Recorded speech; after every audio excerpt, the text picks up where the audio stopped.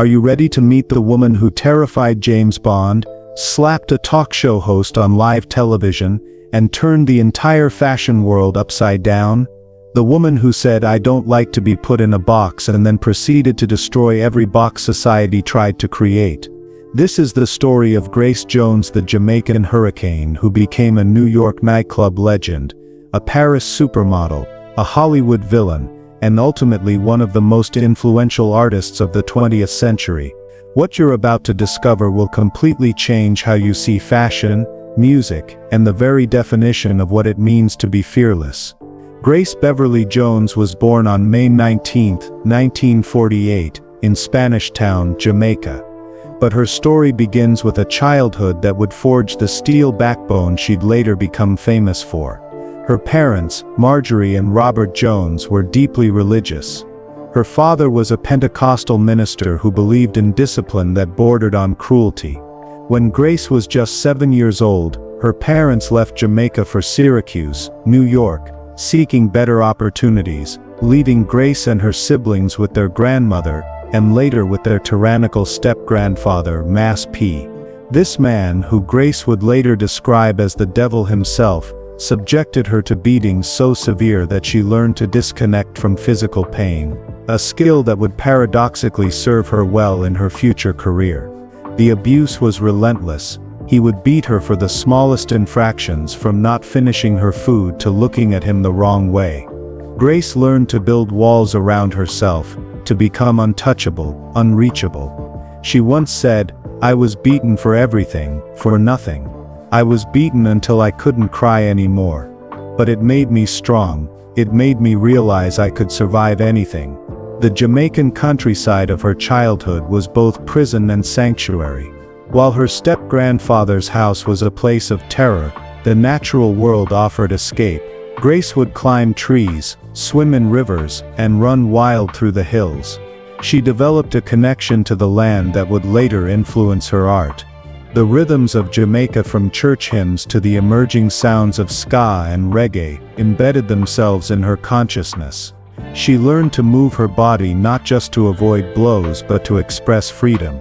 At age 13, Grace finally joined her parents in Syracuse, but America presented its own challenges. She was tall, eventually reaching 5'9" inches, angular, and dark-skinned in a society that valued none of these attributes in women. Her classmates mocked her, calling her names that attacked both her Jamaican accent and her appearance. But Grace had already learned to armor herself against cruelty. Instead of shrinking, she grew more defiant. She shaved her head, wore men's clothes, and cultivated an aura of danger that kept the bullies at bay. The culture shock was intense. From rural Jamaica to urban America, from patois to English, from tropical heat to Syracuse, winter's everything required adaptation. But Grace had learned the art of transformation early. She studied her new environment like an anthropologist, learning the codes and then deliberately breaking them. She excelled academically despite the social challenges, showing the intelligence that would later make her such a formidable artist. Her rebellion extended to her family's strict religious household. While her siblings sang in church, Grace was drawn to the secular world her parents forbade. She discovered theater in high school, and later attended Onondaga Community College, before transferring to Syracuse University. But traditional education couldn't contain her spirit. She studied languages, French and Spanish, that would later serve her international career. But her real education came from observing and absorbing the world around her. In 1970, at age 22, she made the move that would change everything. She went to New York City. The decision wasn't just geographical, it was existential. Grace wasn't just leaving Syracuse, she was leaving behind the girl she had been forced to be. New York represented possibility, transformation, and the chance to create herself anew. New York in the 1970s was a city of extremes, bankruptcy and artistic explosion, danger and liberation existing side by side. Grace found work as a go-go dancer while pursuing modeling, but agencies initially rejected her. Her look was too striking, too unconventional for an industry still clinging to narrow beauty standards. She was told she was too tall, too dark, too masculine. But Grace had learned long ago not to accept rejection. She persisted, and finally caught the eye of Wilhelmina Cooper, who signed her to Wilhelmina Models. The modeling world of 1970s New York was brutal for any woman, but especially for a dark-skinned Jamaican, with unconventional features. Grace faced discrimination at every turn. Makeup artists didn't know how to work with her skin tone. Photographers complained about lighting her. Clients refused to book her. But Grace had a secret weapon. She didn't care about their approval. She had survived Mass P. She could survive the fashion industry. However, it was in Paris, not New York, where Grace would first taste real success. She moved there in 1970, and found a fashion scene more willing to embrace her otherness. Legendary designers like Yves Saint Laurent and Kenzo Takada saw in her not a deviation from beauty standards, but a new definition entirely. She walked runways with a fierce intensity that made other models look like they were sleepwalking. Her shaved head, her angular features, her dark skin, everything that had been considered wrong in America was suddenly revolutionary in Paris. Paris in the 1970s was experiencing its own cultural revolution. The rigidity of haute couture was being challenged by ready-to-wear, and designers were looking for models who could embody this new freedom. Grace didn't just wear clothes, she inhabited them. She brought a theatrical quality to modeling that transformed fashion shows into performance art. Her walk wasn't just a walk, it was a statement of intent. But modeling was just the beginning. Grace had always been drawn to performance, and in Paris, she began to merge fashion with theater. She didn't just model clothes, she transformed them into weapons, into statements, into art. She would later say, "I was never a model, I was an actress playing a model." This attitude caught the attention of photographer Jean-Paul Goude, who would become both her creative collaborator and romantic partner. Goude saw in Grace what she had always known about herself, that she was not meant to fit into existing categories, but to create new ones. Together they crafted images that were part fashion photography, part surrealist art. The famous Island Life album cover, where Grace appears to be doing an impossible arabesque, was actually a composite of several images. A physical impossibility made visual reality. It was a perfect metaphor for Grace herself, someone who made the impossible look effortless. Their collaboration went beyond photography. Goude helped Grace develop her stage persona, creating costumes and concepts that pushed boundaries. He understood her desire to be more than human, to be a creature of pure artistic expression. Their work together influenced not just fashion photography, but the entire visual culture of the 1980s. They were creating images that would be copied and referenced for decades to come. The transition from modeling to music seemed natural for someone who had always understood that image and sound were inextricably linked. In 1977, Grace signed her first record deal, and began working with disco producer Tom Moulton. Her early albums Portfolio, 1977, Fame 1978, and Muse, 1979, established her in the disco scene, but it was when she began working with the production team of Sly Dunbar and Robbie Shakespeare that she found her true sound. The collaboration with Sly and Robbie was transformative. These Jamaican musicians brought out the Caribbean rhythms that had always been part of Grace's DNA.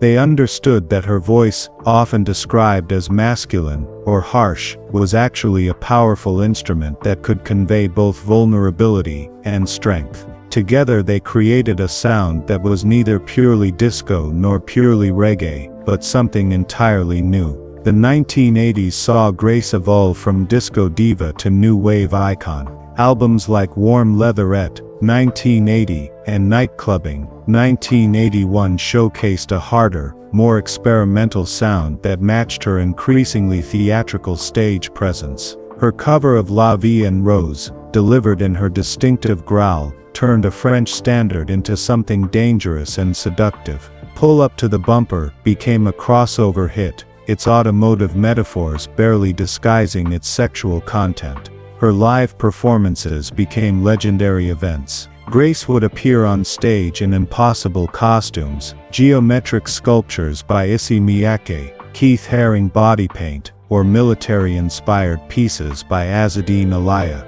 She would prowl the stage like a panther, sometimes crawling on all fours, sometimes towering over her audience in impossible heels. She might suddenly produce a whip, or light a cigarette with a blowtorch, or perform an entire song while hula hooping.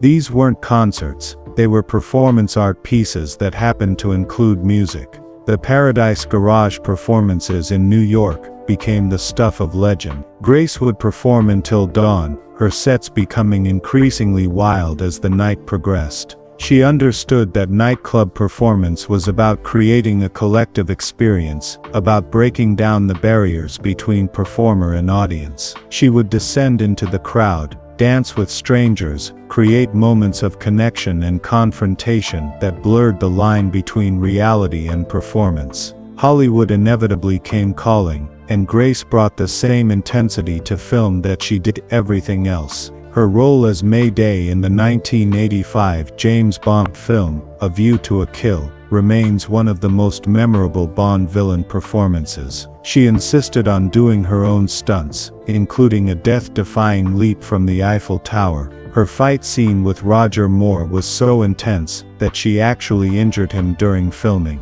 She would later joke, "I was supposed to be acting, but I forgot." The Bond film exposed Grace to a mainstream audience that had never encountered anything like her. Her character was powerful, sexual and dangerous in ways that female characters in action films rarely were. She didn't play the seductress or the victim, she was the predator. Her final scene, where she sacrifices herself to save Silicon Valley, gave her character a complexity that elevated the entire film. Her role as Katana in Conan the Destroyer, 1984, opposite Arnold Schwarzenegger, was equally fierce. Directors learned quickly that Grace didn't play villains, she embodied them. She brought a physicality and presence to these roles that made her few minutes of screen time more memorable than entire films. Her appearance in Vamp 1986 as a vampire queen was so striking that the film's poster featured just her face, no title needed. Throughout the 1980s and 1990s, Grace's personal life was as dramatic as her public persona. Her relationship with Jean-Paul Goude produced a son, Paulo, born in 1979, but their partnership was turbulent. Goude's artistic vision helped shape Grace's image, but she increasingly felt constrained by his need to control that image. Their separation was inevitable. Grace Jones could never be anyone's creation but her own. The end of her relationship with Goude marked a turning point. Grace had to reclaim her image, prove that she was more than just a collaborator's muse. She began working with other photographers and designers, showing that her power came from within, not from any external source. This period of independence solidified her status as an artist in her own right. She had numerous high-profile relationships, including a volatile romance with Swedish actor Dolph Lundgren. Their relationship was passionate and tumultuous, marked by public arguments and equally public reconciliations. The pairing seemed natural, two physical specimens who understood the demands of maintaining a public persona. But Grace, who had learned early to protect herself from emotional vulnerability, found it difficult to maintain long-term romantic relationships. The relationship with Lundgren was particularly intense. They met on the set of A View to a Kill, and were inseparable for several years. Their physical compatibility was obvious, both were athletic, powerful presences. But the emotional dynamics were complex. Grace was older, more established, while Lundgren was just beginning his Hollywood career. The power imbalance created tensions that eventually proved insurmountable. In 1996, at age 48, Grace met Attila Altan Bey, a Turkish bodyguard, 24 years her junior. Their relationship shocked many, but Grace had never cared about convention. They married in a private ceremony in Rio de Janeiro, but the marriage was troubled from the start. Altanbe's family disapproved of the union, and cultural differences created tensions. Although they separated after several years, they never officially divorced. The marriage to Altanbe represented Grace's ongoing struggle to balance her public persona with private needs. She craved connection but required independence. She wanted love but feared vulnerability. The relationship's failure reinforced her belief that she was meant to stand alone, that her art was her truest companion. Despite her numerous relationships, Grace has always maintained that her greatest love affair has been with herself. "I am my own muse," she once declared. "I am the subject I know best, the subject I want to know better." Her son, who now, a musician and model in his own right, remains her closest family relationship. She protected him fiercely from the public eye during his childhood, understanding perhaps better than most the price of fame. Motherhood transformed Grace in unexpected ways. She who had rejected traditional femininity found herself fiercely protective of her child. She balanced her career with parenting, often bringing Paulo on tour but shielding him from the wilder aspects of her lifestyle. She wanted him to have the childhood she never had: safe, stable, but also creative and free. The 1990s saw Grace step back somewhat from the spotlight. The music industry had changed, and she found herself uninterested in chasing trends. Instead, she focused on select projects that interested her, including art exhibitions and occasional film roles. But she never truly disappeared. Grace Jones doesn't fade away, she simply chooses when to be visible.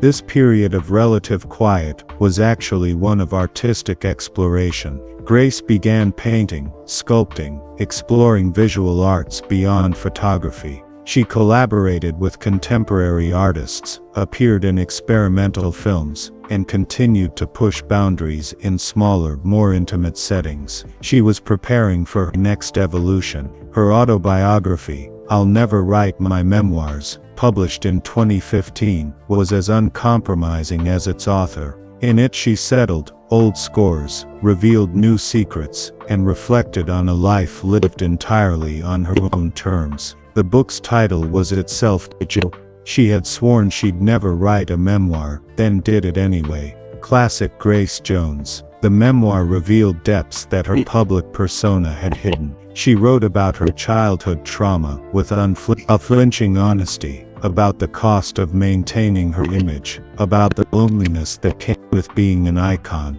But she also celebrated her triumphs, her ability to transform pain into art, her refusal to be defeated by circumstances or expectations. The influence of Grace Jones on fashion, music, and popular culture paved the way for artists like Annie Lennox, Madonna, and Lady Gaga, all of whom have acknowledged their debt to her. In fashion, she destroyed the notion that models should be passive clothes hangers. She made androgyny mainstream before the word was widely known. She proved that black women could define beauty standards rather than be defined by them. Her influence extends beyond individual artists to entire movements. The gender-fluid fashion of today owes a debt to Grace's boundary-pushing style. The theatrical performances of modern pop stars echo her pioneering stage shows. The very concept of the pop star as performance art, rather than mere entertainer, can be traced back to her innovations. In music, her genre-blending approach prefigured the eclecticism that would become standard in the 21st century. Her collaborations with visual artists, fashion designers, and filmmakers showed that a musician could be a complete artist. Her stage performances set a standard for theatricality that few have met. Every pop star who uses fashion as armor, who treats them as art installations, who refuses to be categorized, they're all following a path Grace Jones carved with a machete. But perhaps her greatest influence has been as a symbol of fearlessness. In an industry that tells women to be younger, smaller, and more compliant, Grace Jones said no to all of it. She aged without apology, dominated without explanation, and remained utterly herself, regardless of consequence. She showed that power doesn't come from fitting in, but from standing out, so dramatically that the world has no choice but to make space for you. Her lifestyle has always been as distinctive as her art. Grace divides her time between New York, London, and Jamaica, maintaining homes that reflect her eclectic taste. Her New York apartment is filled with art and artifacts from her travels, while her Jamaica residence allows her to reconnect with her roots. She remains close to her family, particularly her brothers, who became successful ministers, like their father. Though Grace chose a very different pulpit, the contrast between her public persona and private life is striking. At home, Grace is surprisingly domestic, cooking Jamaican dishes, tending to her garden, practicing yoga. She reads voraciously, studies art history, keeps current with political events. The woman who appears as a force of chaos on stage is actually highly disciplined and intellectual in her private life. Her daily routine is surprisingly disciplined for someone known for excess. She maintains her physique through regular exercise and has practiced yoga for decades. Her diet is primarily vegetarian, though she indulges when she chooses. She still drinks and parties, but with the control of someone who learned long ago that survival requires both indulgence and Today, Grace Jones remains an active performer, though she's selective about her appearances. Her 2008 album Hurricane proved she could still create relevant music, and her live performances continue to sell out venues worldwide. She commands fees that reflect her iconic status, and refuses to lower her standards for any amount of money. In 2018, she famously turned down an offer to perform with Kanye West at his fashion show, because the conditions didn't meet her requirements. "I am not a fashion model," she told him. "I am Grace Jones." Her recent performances show an artist who has nothing left to prove but continues to push boundaries. At festivals like Afropunk and Glastonbury, she performs for audiences that include people who weren't born when she released her most famous albums. Yet she connects with these younger fans, showing them what authentic, artistic expression looks like. Her approach to aging has been typically defiant. Now in her 70s, she still performs in costumes that would challenge someone a third her age. She's had minimal plastic surgery, preferring to age naturally. "I've earned every line on my face," she says. Her body, once a source of mockery, is now showcased as a work of art. She continues to model occasionally, choosing projects that interest her rather than chasing youth. Her influence on contemporary culture continues to grow rather than diminish. Young artists seek her approval like knights seeking a queen's blessing. Rihanna, Solange, FKA Twigs, they all cite her as an inspiration. Fashion designers still reference her looks from 40 years ago. Her music is sampled, her style is copied, but her essence remains inimitable. Grace Jones proved that individuality is the ultimate rebellion. In a world that profits from conformity, she built an empire on being utterly, uncompromisingly herself. She took everything that was supposed to be wrong about her art, her color, her features, her height, her aggression, and transformed them into weapons of mass fascination. She didn't break the glass ceiling, she ignored its existence entirely and built her own room. Looking back on her life, Grace Jones emerges not just as an entertainer, but as a revolutionary. She changed how we think about beauty, about power, about what it means to be a woman in the public eye. She showed that survival isn't about fitting in, but about making the world adjust to you. She turned trauma into triumph, pain into power, difference into distinction. And here's what should leave you speechless. While everyone else was trying to become someone, Grace Jones had the audacity to remain exactly who she was. In a world full of copies, she stayed an original. In an industry built on compromise, she never bent. She didn't climb the ladder of success, She built her own ladder, set it against her own wall, and climbed to heights others couldn't even imagine. The girl who was beaten for being different became the woman who was celebrated for being irreplaceable. And that perhaps is the most jaw-dropping transformation of all, not from ugly duckling to swamp, but from survivor to icon, from victim to victor, from Grace Jones, the person, to Grace Jones, the phenomenon. She didn't just break the mold, she melted it down and forged it into a crown that no one else will ever wear.